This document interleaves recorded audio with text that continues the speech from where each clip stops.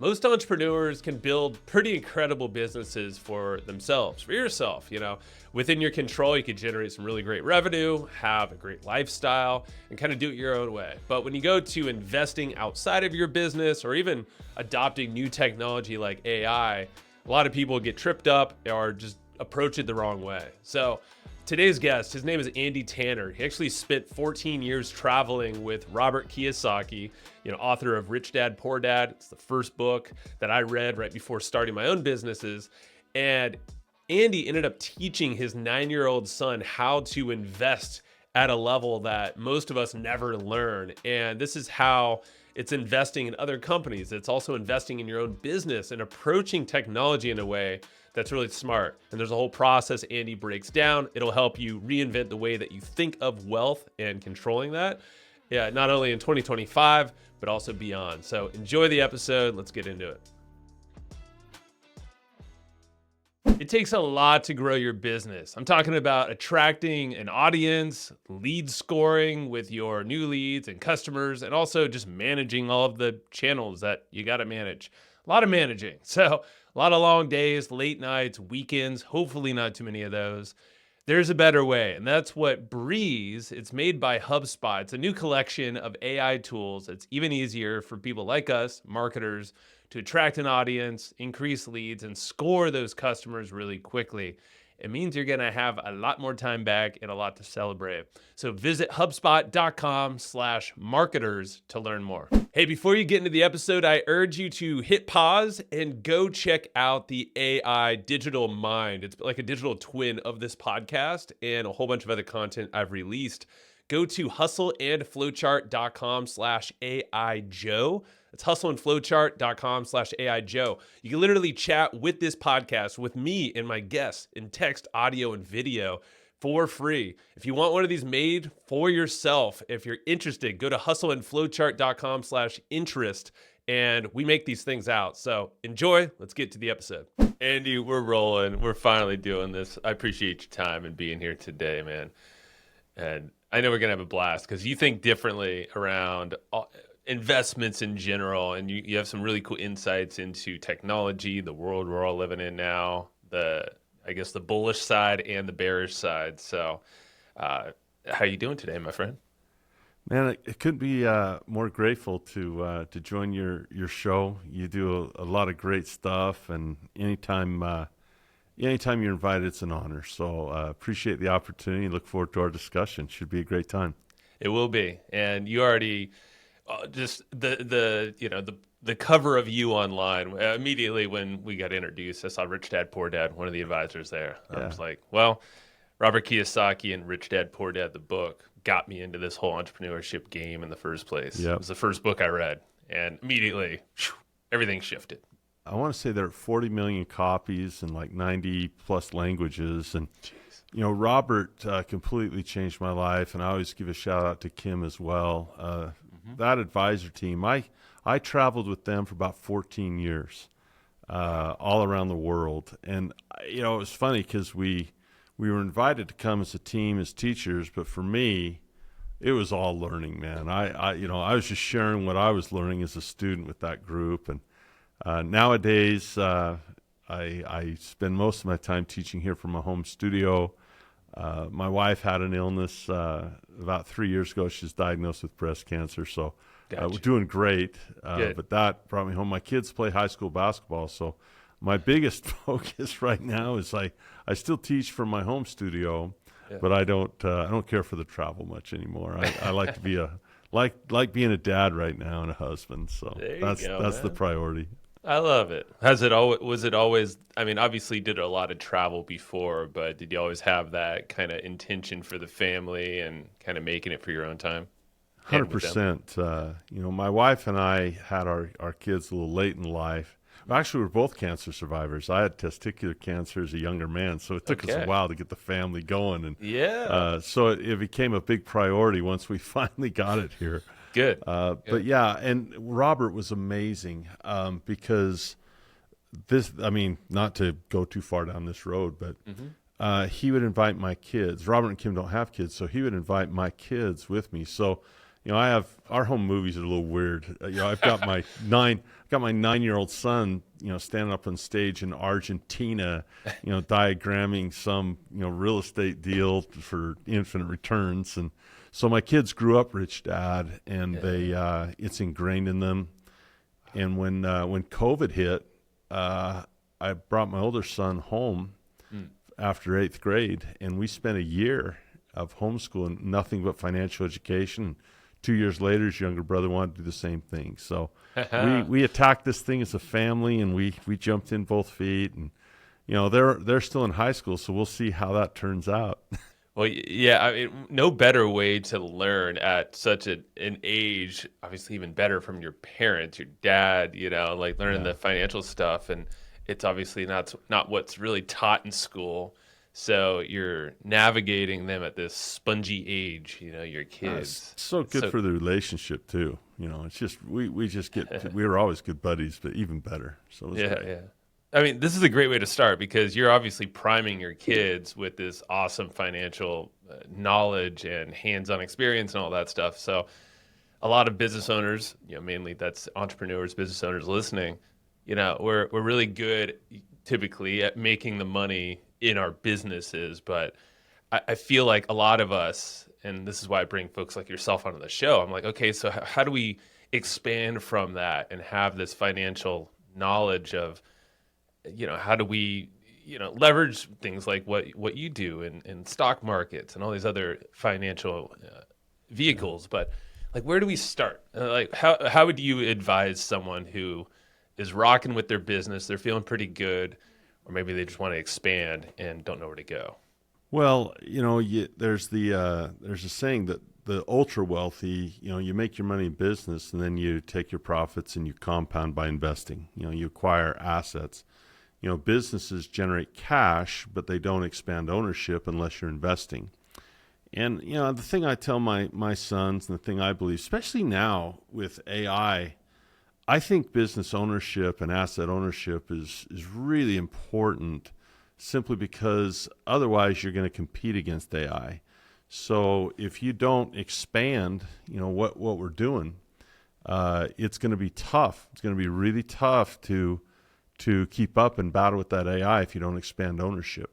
Yeah. And I think stocks are a great way to do that because it's not just finding, NVIDIA and, doubling your money on a chip maker, people who, sell food, people who raw materials, everyone will benefit from AI. So I'd rather own it than compete against it. And just as the tech boom of the 90s, blew up the market, there's potential for AI to do that again. It's that big.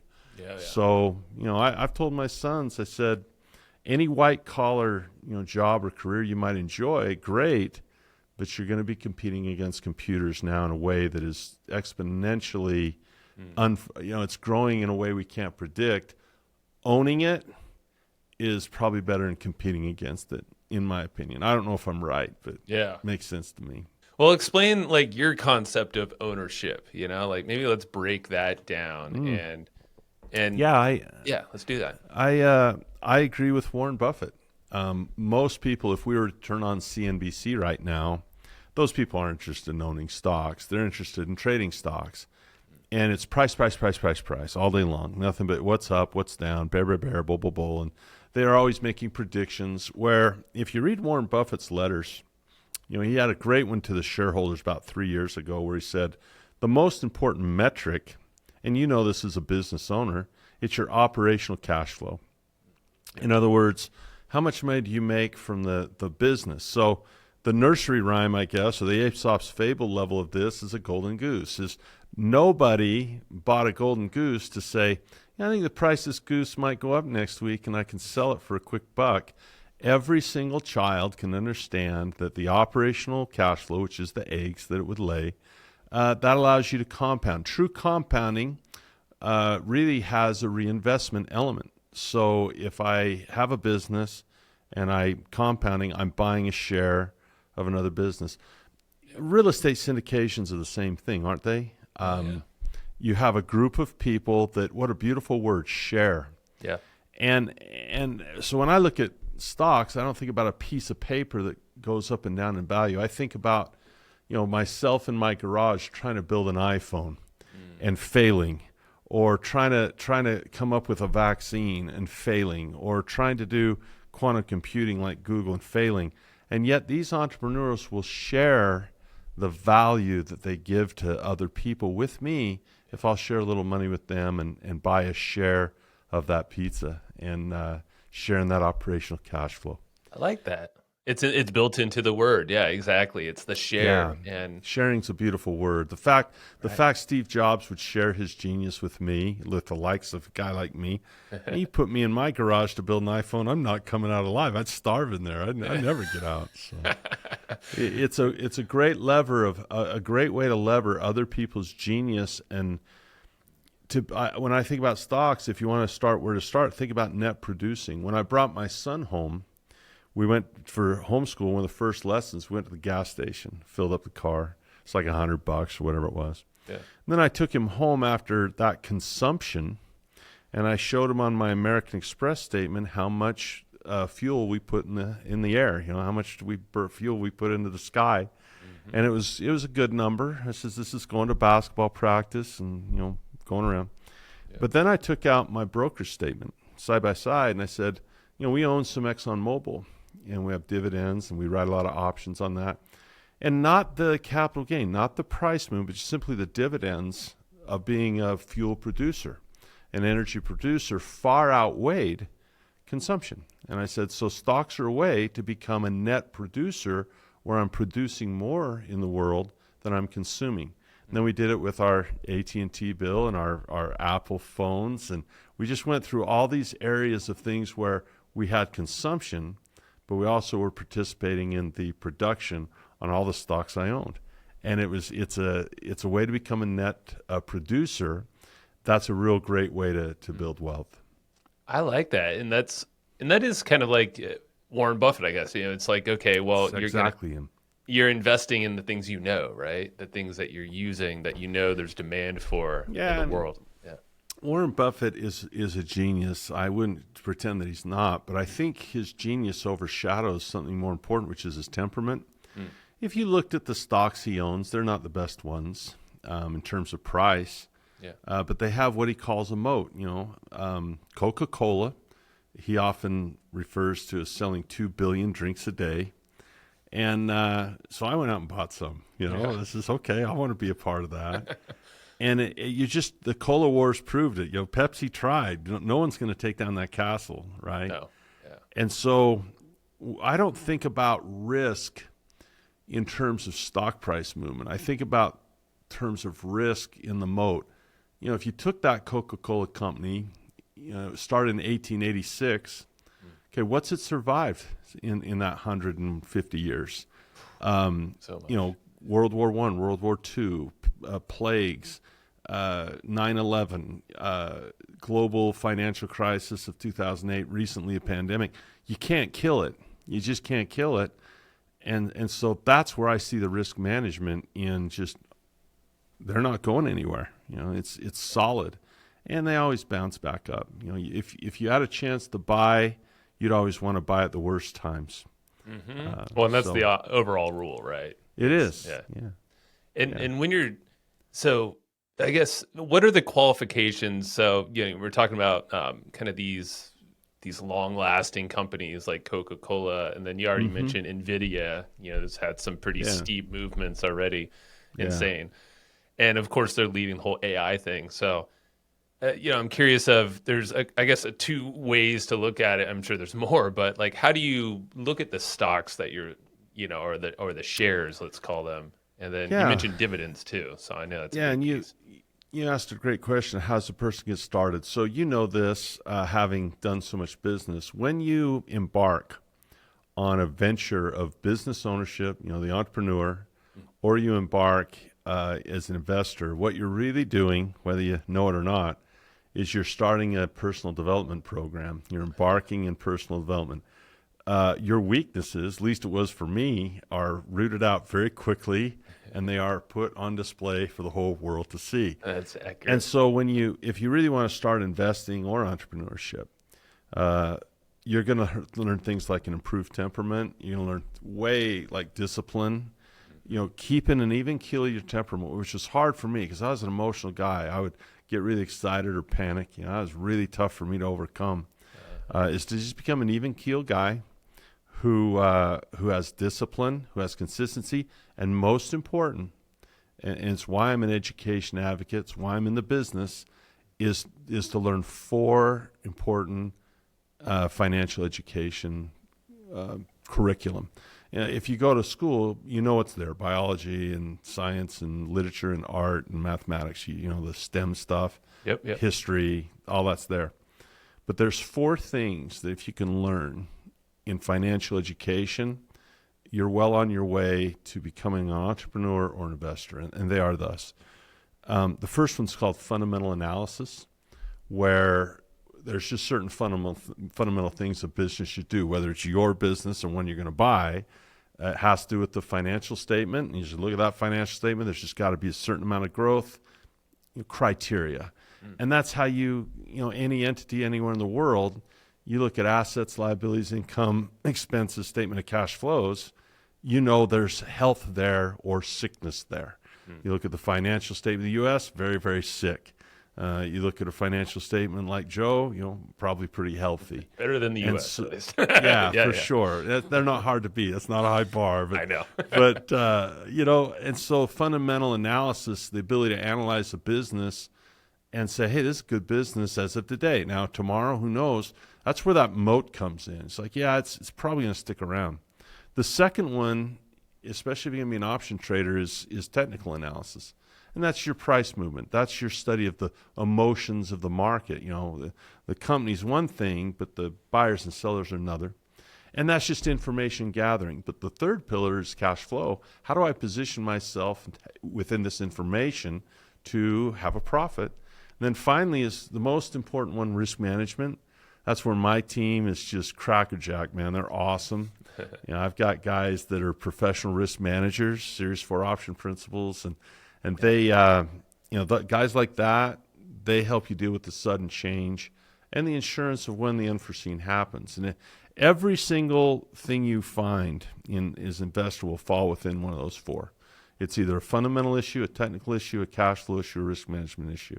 And if people can learn those, that's where I would start, is with temperament, discipline, learn the 4 pillars, and then you can have a foundation to invest. I like it. And you mentioned temperament, and I just think of, we talked about AI already and how, there's no real temperament with AI. It's purely, it's logic, and it is what it is. And, I'm curious of what you think would be the most difficult of these 4 to deal with, and because you had the temperament thing, emotional. I feel like a lot of people are emotional when it comes to this stuff.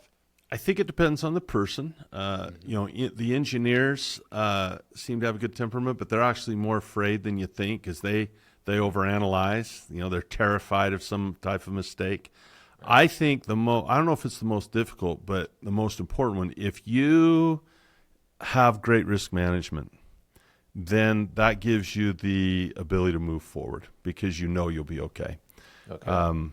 If I have a seatbelt, if I have a helmet, whatever it is, if I drive my car, the more safety mechanisms I have around me, the more confidence I have to invest. I think that risk management is the most important one. That makes sense. Once you get that down, it takes away the fear, frankly.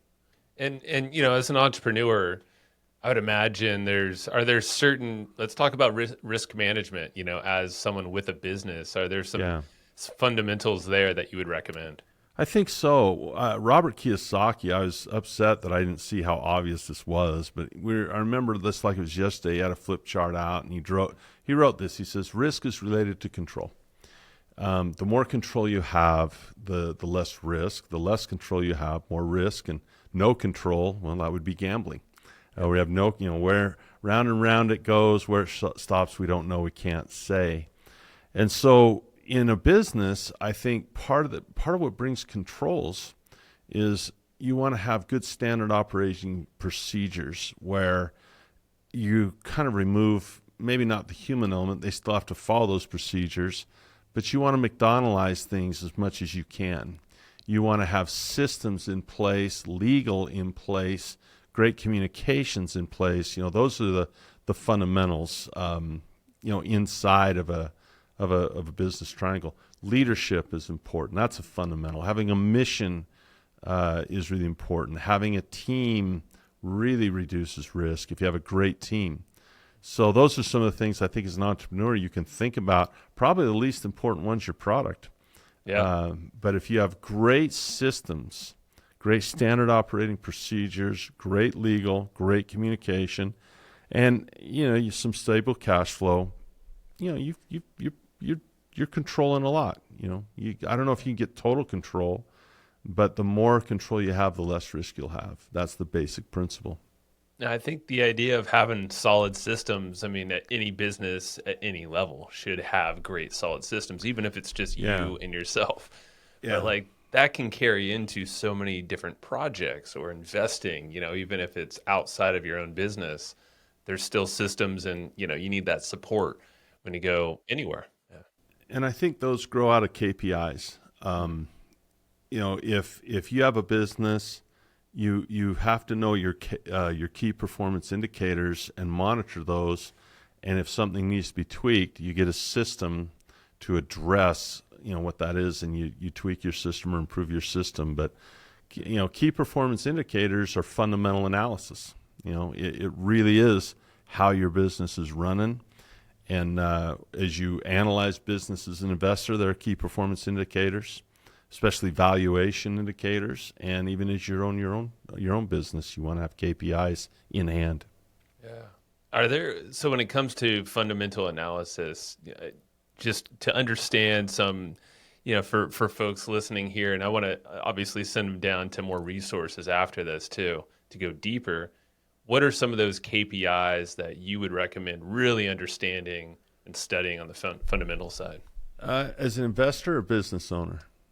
And I was thinking investor, but and business owner, I don't know if you want to cover a little bit of those. Let's talk a little bit about investor. That's probably the easiest one. If you were a beginner and you just want to start to invest, there's a couple of books you could read. There's one that's really hard. I don't recommend it. It's about this thick. It's called Securities Analysis. It's by Benjamin Graham, who is Warren Buffett's mentor. And it's doorstop, man.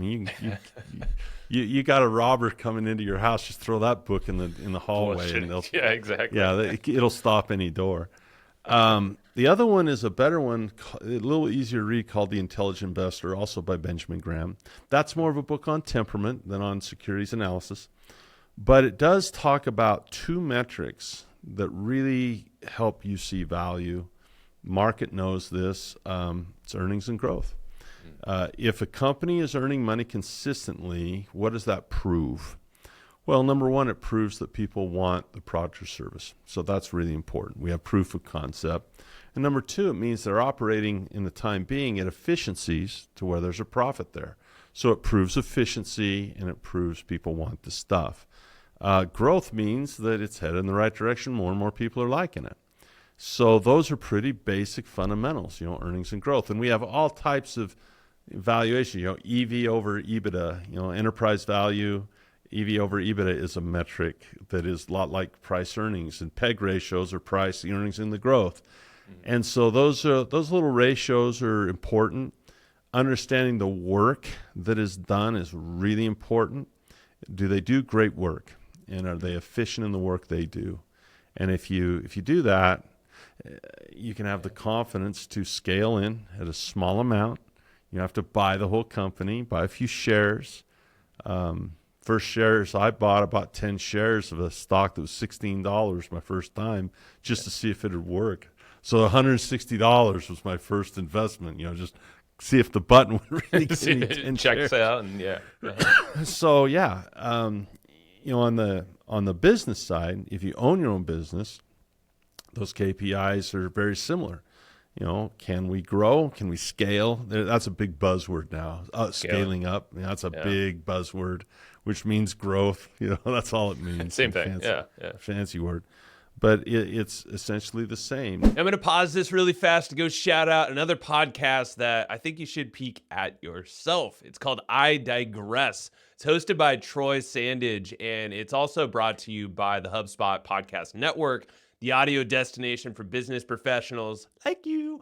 And what I love about this podcast is that he keeps it short and snappy. It's actionable and to the point. It's under 30 minutes. I digress. Actually helps you eliminate a bunch of complexities and complications, confusion when it comes to your business, your marketing. Gives you a bunch of frameworks and strategies to help you scale and actually be sustainable with whatever success means to you. So go check it out yourself. I urge you to go listen to I Digress wherever you get your podcasts. Hey, I'm going to do a quick shout out one more time for the thing I talked about at the top of the episode, which is the AI version of me and of this podcast and my YouTube videos and all these things. It all lives within this AI platform. I used Delphi.ai to create it, and I want you to use mine. It's totally free. Go to hustleandflowchart.com/AIJoe. That's hustleandflowchart.com/AIJoe. Test this thing out. It's crazy. You can type with it, talk with it. You can even use video. And you can look up anything from this podcast. You can ask a question about your business, life, any scenario. It kind of learns about you with the information you give it. It's rad. You will love it. And also, there's a lot of people who are asking, how do I get one of these? How do I build it out? The cool thing is my team and I have been building a ton of these every single day. I've used the platform, Delphi.ai, for 2 years. I'm actually one of their advisors because I was one of their first users and just gave them a ton of feedback. I love it. But we build these things. So if you want to use it for lead generation, for, you have all this content as an expert, author, coach type person, we can put that into this digital brain and make it interactive. You could use it for customer service, internal training for your team, for your organization, lots of uses. If you would like one of these, I can pass over an exclusive deal. There's no one else that's offering this out there. I work closely with Delphi as one of their partners, agency partners, to build this out. So hit me up, type hustleandflowchart.com/interest into whatever browser. Again, that's hustleandflowchart.com/interest, and hit me up. Let's build this thing together. All right, back to the episode. Now, when you own a business yourself, you're going to have more nitty-gritty and more hands in it. Nice thing about investing and buying a business, Buffett doesn't mess with the management. He doesn't micromanage. When you're buying a stock, you get to buy the management. They come with it included. It's turnkey. Batteries included, right? You have the management team in place. Warren Buffett said this. I hope I don't destroy this quote, but he said, the ultimate irony of the investment business is that an obstetrician can deliver babies better than the husband or wife. And if you take dentists as a whole, they can fill teeth or pull teeth better than the patients try to do it themselves. But in the investment world, somebody who believes in American business and will seek out the lowest way to participate in business and do it consistently will achieve results that exceed those of the Wall Street professionals as a group. In fact, it's the only industry I can think of where the professionals' efforts subtract value from what the layman can do himself. I think the key in that quote that I picked out is the lowest way to participate. Exactly. And that's stock ownership. You don't show up to the work. You don't drive your car to the office. You have the management built in. They're the ones checking the KPIs and managing all this stuff. And you simply participate by receiving a dividend. Maybe you sell some options for, increased cash flow and compounding power. But it really is about ownership. And it's you play Monopoly and you just buy the board. And I always tell my family in the family trust, I tell my sons, I go, you freaking better never sell our real estate ever, because if you can acquire a piece of land on the earth, there's only so much earth, you keep it in your family. You don't give it up. Well, it's the same with American business. If you can acquire some shares of our gross domestic product and the work that's being done, why would you ever want to relinquish that ownership of those shares of the GDP? I mean, Warren Buffett's got 5% of the S&P now. It's about how big he is. Wow. And that's what one man can do. And so ownership is more important than working, I think. Work for ownership. Not for paychecks. Yeah. I like that. Yeah. And I mean, we can build that into us, what we do as business owners. I've had really smart folks like Roland Frazier, who's been on this podcast, and he's got, I don't know, 30 plus businesses, but he's not technically amazing. He's not you're not going to find him on an org chart. That's what he always says, and that's one strategy. He has ownership, equity, and things. But in the way that you're saying, through shares and the stock market, well, there you go. You can kind of do something similar. You're not operating anything. You're doing your own analysis on your side. Yeah. The epiphany that escapes, and it having done this for 30 years, it is such it's an enigma to me that people think about the risk. They think it's almost entirely that I'm scared that the stock market will crash, or that the value of my shares will go down, that the price will go down. That's not it. Warren Buffett said it. Operating earnings is what you're concerned about. Who cares what the price of the goose is? It's whether or not it will continue to lay the eggs. And if the goose is $100 and it's laying, a $10 egg a month, you're fine. You're going to get your money back. You're fine.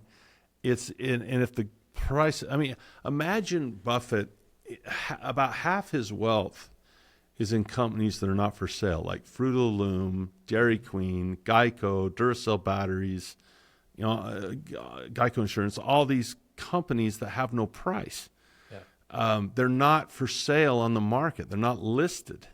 And so, like the prices of my homes don't fluctuate because they're not for sale. Right. The prices of my stocks don't fluctuate. Mine don't, because they're not for sale. That stock market only matters to me if I want to give up the golden eggs that the goose delivers. Mm-hmm. And I just don't see the point in doing it. If the option market is there and I can sell premium, and if the dividends are there and you get a double-digit return off those two efforts, the hell do you care what this price is? I like that. Yeah, well, that enigma, it blows my mind. If you turn on CNBC, not one person talking about it. I guarantee you, turn it on right now, they'll be talking about a damn price. They will. And that's just not how it's done. It's just not how it works. So dividends and options, are those the two things? I mean, that's the cash flow, right? Yeah, there's potential cash flow. There's only 6 things you can do. You can buy a stock, sell a stock, buy a put, sell a put, buy a call, sell a call. Now, the combinations of those get really exciting. There's a lot of combinations of those we can learn, but all wealth building is learning to conduct a transaction intelligently. That's all it is. And that's what financial education boils down to, is how do I conduct these transactions in a way that is going to produce cash flow. But you're exactly right. People poo-poo dividends, and it's crazy. They think a dividend's never going to move. Inflation makes prices go up, makes the costs go up, but it also makes the cash flow go up, the gap between the two. Warren Buffett bought Coca-Cola at $3.25 a share. That's his cost basis. I think it's a $2 dividend. Wow. So that thing's paying for itself every 18 months or whatever, time after time. And the compounding, when you're compounding at 50%, that's astronomical. Yeah. So it's not what the dividend is today. It's what the dividend will be tomorrow and 10 years from now. And hopefully people can think dynastically, legacy, to where when I die, hopefully my kids have been educated well enough that they can become stewards of the dynasty and pass it on to their children. Yeah. Hopefully. Yeah, hopefully. That's a great goal and legacy. It's, well, on that point, because I keep going back to, I love the fact that you educate your children. And, that's what I have a 5-year-old and a 12-month-old at this time. Oh, and you're in the beautiful sweet spot. I know. Santa Claus and Christmas, and she's already questioning Santa at 5, which I'm like, too young. Come on. Good for her. Good for her. What I'm thinking here is that they're at such an impressionable time, and what are some of these things you mentioned? Real estate. Don't sell the real estate. That's yours and all these assets. what are some things that you just think that we should all know that kind of like you taught your children at this young age? So, well, I got to give a plug to some rich dad. They have a game called the Cashflow game. yeah. And we started playing that game before they could do math. Mom and dad were the auditors, so we did the math. But they just need to understand the arrows, the direction of cash flow patterns. And so the game was number one. Number two is we would take them with us when we do real estate. And we started buying stocks very young. First thing I just said, what would be a fun company to own? And one of them chose Disney. So we went on a business trip to check on how the operation was going. And we stood in line for many hours, bonding as a family as we stand in line. A lot of demand, right? That's what that means. And they look around and like, man, we're doing well. This is good stuff. My other son, I hate McDonald's. I can't stand their food, but kids like it. So he bought McDonald's, and he walks in like he owns the place, when he's 7. And awesome. And that idea of ownership at a young age, that you could own these incredible companies, was very natural to them. In the real estate, once they had a little lemonade stand money, not much, when we would do a syndication, we would let them pool some of our money. That's probably commingling of funds that I'll get arrested for, but I think a few bucks chipped in by the kid that we keep track of on the side is okay. I think it'll be all right. And so they understood this stuff. And then also they were just blessed to hang out with, like, one of my son's favorite guys is I don't know if you're familiar with Than Merrill. He's locally Than, here in San Diego. Yeah, so Than is one of my dearest friends. Cool. And he texts my son all the time, telling him to push it, because Than's an athlete. My kids are athletes.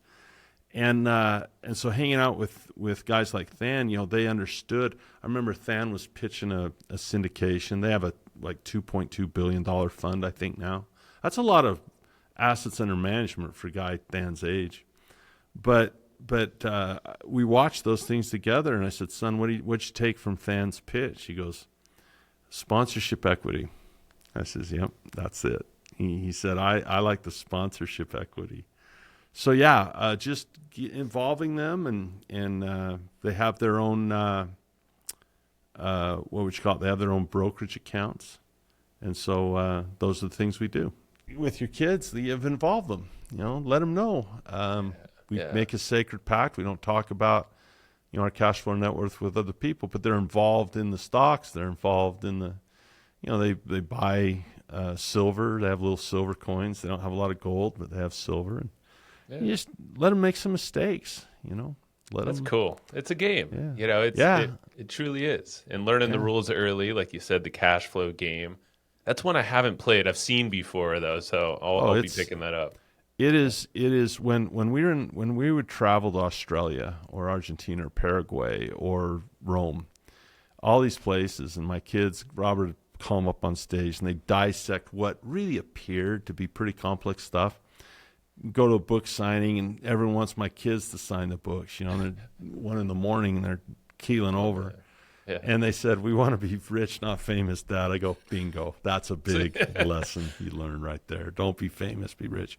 Absolutely. But what was interesting is all of that, people would say, how'd your kids learn all this? And I says, listen, all kids are geniuses. My kids aren't any different. They're not magic, okay? There's nothing special about them. They're just kids. Yeah. But the financial education, they didn't ascend to a great height. The education was brought down to them. That's the secret of a great teacher, is we didn't try to push them up. We brought the education down to within their grasp. And that's what the cash flow game does, is it is so good, so many lessons. Wow. And that's why they could get on stage and understand those cash flow patterns, because it was ingrained in them since they were very little, like before they could do math. Yeah, I'm picking it up for them and for me. Just to pick up the cash. 5 years old, she won't maybe do the math yet. Well, you and your wife can do that. And we would have, and it's a long game. Like Monopoly takes 9 hours to play, right? Same with cash flow. So we just had a little hiding place under a lamp table is where we'd put it. And we just put the game under, and we'd pick it up where we left off. Okay. So 45 minutes, they have an attention span for 45 minutes. That's enough for now. Yeah. Well, what I'm thinking, Andy, is so we've talked about AI before, and I think of AI is such a great way to distill information and make it actionable and to learn rapidly. And like you mentioned, the books earlier, like the thing I do is like I love to use things like ChatGPT as a tool to, if I have the actual resource, maybe upload it, or it obviously has a lot of knowledge. Are you using AI yourself or your team in ways to enhance or maybe, do some of the process that we're talking about here? The more I use ChatGPT, the less impressed I am with it, and the more I realize how far it really has to go. It's true. Anyone experienced in sales or rhetoric and understanding the difference between a rhetorical context and a veridical one understands that version of AI has been programmed rhetorically, not veridically. I would never use it to trade in a million years. I wouldn't trust the data. It's really, really good at saying, hey, here's this spreadsheet, reorganize it for me. Or it's really, really good at saying, well, semi-good at saying, here's this math problem, go do it for me. Or write this blog. Mm-hmm. But the inaccuracy is a really big flaw because it's taking from the world of knowledge, which is highly rhetorical, with an agenda, trying to convince someone. And as a result, accuracy is sacrificed. So there's certainly something to, we've been trading with, what is AI? It's a buzzword for more advanced algorithms than we had before. That's all it is. Exactly. We don't have general AI yet. We're way far away from that. We're just getting really good at algorithms that can do a lot of tasks. Trading, most of it's been done by computer for the last decade. I'd say 90+% of the New York Stock Exchange is just set it and forget it, and they're just trading high frequency fiber optic, and read Flash Boys and you get a sense of that. That's true. So, do I use AI? I don't use it hardly at all with my trading. I might use it it's going to tell you what's past, what's the 5 great stocks that'll make me rich, tell me what the future is. AI can't predict the future. It'll tell you what the past was or what now is. Well, NVIDIA's been good. Well, that doesn't mean anything about the future. So we're a long ways of replacing education with AI. People want that because they're lazy. I'll get on a rant if we go down this road.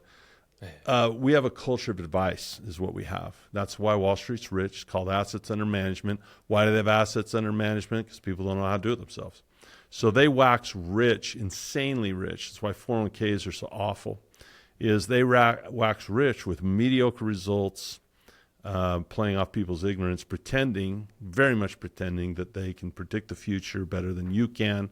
I'll go back to Buffett's statement. They subtract value from what the layman can do himself, for sure. It's the only industry we can think of like that. It's terrible. So education is where it's at. Advice is for people who are lazy and don't want to go to work. Really, they're asking for free money. Andy, give me a stock pick. What they're really saying is give me money for free that I don't have to work for. I just got to push a button. That's lazy. It's not how wealth is built. It's built by education, not the culture of advice. I love it. Okay, thank you. And I'm happy I asked that, and I didn't know exactly. That's a long-winded. You put a nickel in me, it's terrible. That's great. No. $20 answer on a 10-cent question. I don't know. I know. That's good. Well, in terms of resources and going deeper, because there's a lot here, and you tease the 401k, just how that's such an awful kind of machine. You wrote a book about it. It's actually right behind your head there. So what are some resources, folks, people can go down a little deeper with you? And I also know you do some workshops pretty often that maybe we can invite folks to too. The first edition of Forum Chaos, which is this old vintage one, the publishers 10 years later have asked me to write a new one, so I just finished it. Cool. So don't go out and get this one. It's 10 years old, but the new one's coming out, and whenever those guys, my part's done. I've written it, so it's all in their hands now. So however long that takes. I would just say briefly, if people really understood the origins of the 401k, where it came from, they'd be flabbergasted. There was no point was there a group of smart women, smart men that got together, a think tank or brain trust that said, let's figure out a great way to retire.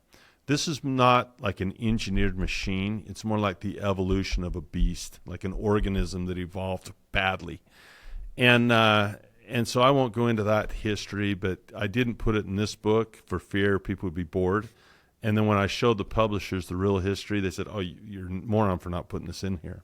Yeah. But it was basically, a 30 or 40 year evolution to where it was off-label use. The original 401k section was 800 words. Wow.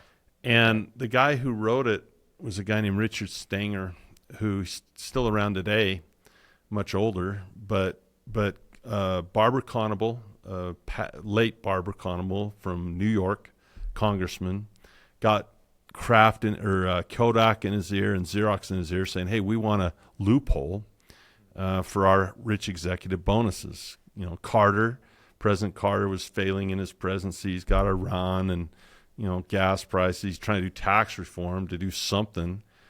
And these guys saw an opportunity. So they go to this congressman, and he hires this young lawyer right out of Temple University, 20-something, young guy. He says, "Write this statute." Well, I was interviewing Richard. I was talking to him on my podcast, and he said, "Andy, we put this to the, Conable was on the House Ways and Means Committee. He was the chairman. And they put it to the IRS and also the Congressional Budget Office and the Treasury, and all of them have to run analysis on it to say, what will the impact be to the U.S. government? How much money are we going to lose by deferring this?" And they came back. I about fell out of my chair when he said this. They came back, and their analysis said, if they enact this law, the difference to the U.S. budget will be less than $1 million. There's $11 trillion in 401ks just in the United States today. Wow. So Conable goes 20 years later. He writes this book called Congress and the Tax Law. It's all his speeches he gave.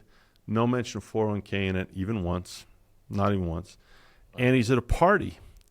And Barbara Conable's at this party, and his colleagues come up and say, "Hey, congratulations, you've been nominated for Man of the Century because you invented the 401k. And Barbara Conable says, "I did what? What's a 401k? He had no idea. For 20 years, it was growing. Calls up the Ways and Means Committee, says, "Do I have anything to do with 401k? And they say, "Yeah, you sponsored the legislation." He said, "I'd forgotten it completely. It was a favor to my buddies at Xerox and Kodak." So it sat there for 2 years, from 78 to 80, and a guy named Ted Benna, who was a consultant, was working with a bank that wanted to get these big bonuses for them. And they had this legislation called ERISA that had frozen the law. And he found that little loophole, and he said, what if we gave them bait, an employee match? And the employer match was born. And next thing you know, people gave up their pensions. If you look at a pension, it's a function of the financial statement on the cash flow side. Income, expenses, never touched the assets or liabilities. It was a cash flow issue. Lifetime income, pension. The people didn't have the financial education to see that when pensions were replaced by a 401k, that it became a balance sheet issue, a net worth issue. And now it's basically an hourglass that's you have to outlast your retirement before the hourglass shrinks. So it's a horrible deal. I won't even talk about how much Wall Street makes on this. They make the lion's share of the money. They make more money than the 401k guys do through compounding costs. It's a bad deal. So you don't need to buy the book, but it's just something you should investigate of whether it's really worth it. And that bait is food that conceals a hook. So even though that employer match looks like money and smells like money, tastes like money, there is a hook inside of that bait that is not seen by most people. And if you really do the math on it, there's a real question about whether it's even worth it if you do the long-term math. Oof, which man. I've done. So, yeah. Resources, people can find me. We could take people, I founded the Cashflow Academy not because I was beating Warren Buffett in investing contest 20 years ago. I founded the Cashflow Academy because people had said, Andy, you have a talent for making stuff pretty simple and pretty plain. And so since then, we've been very blessed. About a third of our students are outside the U.S. 170 countries now we're in. Wow. And very blessed to teach people as far as they want to go with investing. If they just want a little bit of knowledge, we can give them a little. If they really want to become a full-fledged stud option trader, we can do that too. If you'd like more information, we can give you a little link. It's thecashflowacademy.com, thecashflowacademy.com, and then just put a / in there and then put in hustle. We thought that'd be appropriate. Hey, so thecashflowacademy.com / hustle. And we've got a fun ebook. It's free, and it'll tell you a little bit about that fundamental analysis and getting out of the rat race. So it's a great place for someone just to start if they just want to do something for free and learn more about financial education. Awesome, Andy. I appreciate you so much, man. I love the way that you educate, the pace and the style, and your kids are lucky for learning for so young. But now I don't know if they'd agree. Agree with that. They'll look back and thank you, guaranteed. We get along pretty well. We do. It sounds like it, man. So appreciate you. We'll be chatting soon, and thank you very much. Oh, Joe, had a great time, and hope people found value in our conversation. Thank you so much. Absolutely.